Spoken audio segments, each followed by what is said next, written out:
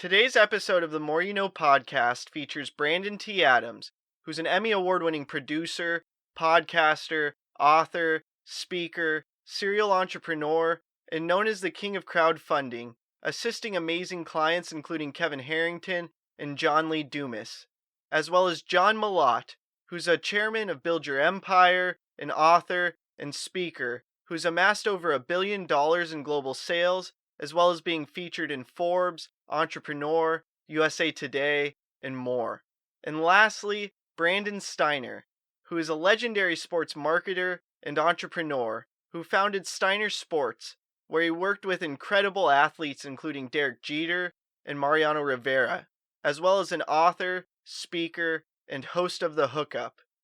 I ask each of them how their entrepreneurial journey started.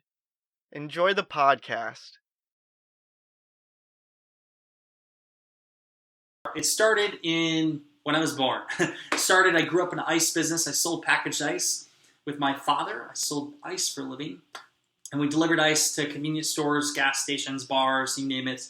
And so I started in the ice business. And then the ice business actually led me to inventing this product called the Arctic Stick. That invention used to cool and flavor drinks. In the process of developing that product, I came to this thing called crowdfunding, Kickstarter.com. I did a crowdfunding campaign. And that made me realize that crowdfunding is not easy.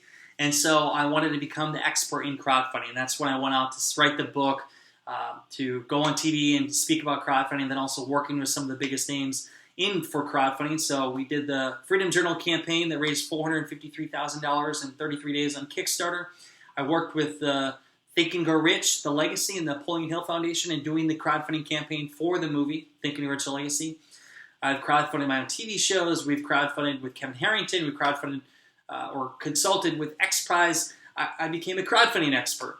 And so crowdfunding came from an idea I had while delivering ice one day. It literally went from an invention, Arctic Stick, turned me to go to Kickstarter. And then once I came to Kickstarter, I saw, hey, people need help with crowdfunding. And that's how I got into crowdfunding. It's crazy where things take you when you keep going down the road. Oh man, you bring a tear to my eye thinking about the pain and the suffering of the early stages. But I've got a kind of a colorful story. I had my first felony arrest when I was 15 years old. I spent time locked up in a juvenile detention facility. When I was released from that facility, the crack epidemic, well, it wasn't called crack back then. It was freebasing cocaine, which basically taking powder cocaine, cooking it and turning it into rock cocaine, which eventually became crack. Anyhow, I found myself on the wrong side of that whole deal, and by 17, I had a heart attack from smoking cocaine. Ended up in a rehabilitation facility, which turned out to be the best thing that ever happened to me. In this drug rehabilitation facility, there was a guy by the name of Dave. Dave showed me a whole nother world, a world that I didn't even know existed. I really thought that people like me just were destined for failure, that I couldn't become and wouldn't become, what maybe other people said. Everyone said, oh, you can be anything you want. Well, I didn't feel that way. And in my neighborhood, there weren't a lot of great examples. And because of that situation, Dave gave me a book called How to Win Friends and Influence People. By the way, if someone gives you the book, How to Win Friends and Influence People, they're trying to tell you something. He was basically telling me I was a jerk, and if I didn't make some changes, my life would not change. I wasn't built for sports or anything like that, so I knew that wasn't my way out of the neighborhood. But he convinced me that business was my way out. And by giving me that book, it planted a seed. Now, things didn't happen right away. I remember later on, I heard Les Brown say, jump and the net will appear. Well, I jumped, and that damn net didn't show up. I bounced off the pavement like 15 times before that net ever showed up.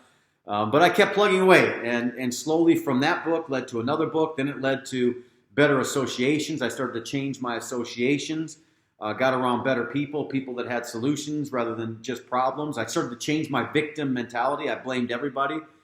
I blamed the police. I blamed, the teachers. I blamed my dad. I blamed everybody I could for all the challenges. But, in the end, it was me. I made an appointment to be exactly where I was, and it was exactly where I was supposed to be. But that was the bad news. The good news was I could change that appointment, and I started to do that. It didn't happen right away. It took a while, man. It took me almost 7 years to crack $100,000 in a single year as a full-time entrepreneur. That wasn't people weren't running around and say, oh, John Malott's going to help you get rich. I'm rolling through the neighborhood in my Pontiac 2000 two-tone, one-tone rust, one-tone dirt. Nobody thought that I would be success. And I struggled with my own mindset. I didn't think I was going to be a success. But, I was just stupid enough not to quit. So I kept going. I kept reading the books. I kept attending the seminars. I kept working on getting in better associations. And over a period of time, on that seventh year, I made $116,000. The very next year, it went to $224,000. It just continued to go until I was making millions of dollars in a year. So it did change, but it didn't change overnight. It was a process, and there were so many times I wanted to throw in the towel. So many times I was frustrated, ridiculed, laughed at, and I can go on and on. But that was the beginning of my entrepreneurial process. Nobody would hire me, because of my background. Because of my lack of education, being a high school dropout, all these different things, nobody would hire me. So entrepreneurship, became really the only choice for me. It was either bum or entrepreneur. And I already did bum very well. I was tired of that title. It was time for a new change. And that's what set me on the entrepreneurial journey. I've owned real estate investment companies, publishing companies, mixed martial arts, cage fighting companies. My big home runs were hit in the network marketing profession, because there it didn't matter the color of your skin. It didn't matter your background, your education. I didn't have to have a whole lot of money to get started.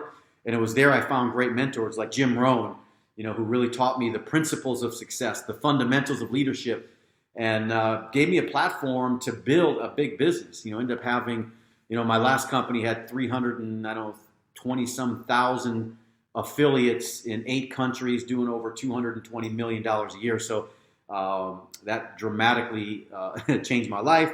But it was those mentors. It was the ease of entry, the ease of access, and access to so much information that made the big difference. My entrepreneurial journey started since I've been born. I mean, I was wheeling and dealing, and it just never stopped. But I think really the most important startup for me was when I was about 12 years old, when I started my paper route, and I could not get anybody to sign up for my paper. And I realized when I tried to get this older woman to sign up for the newspaper that she didn't want to buy it from me because she didn't want to have to tip me. And then I figured out when I went back to her and said, look, if I bring you bagels and milk on every Wednesday and Sunday, would you buy the paper from me then? And I realized that, that I love that style of selling, which is not what you're selling, but understanding what people need.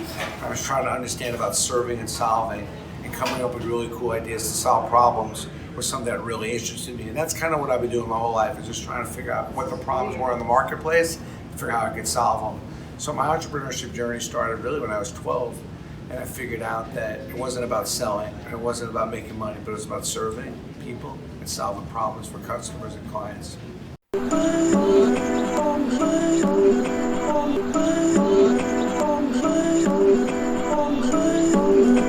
I'm just trying to make it all make sense. The More You No Podcast.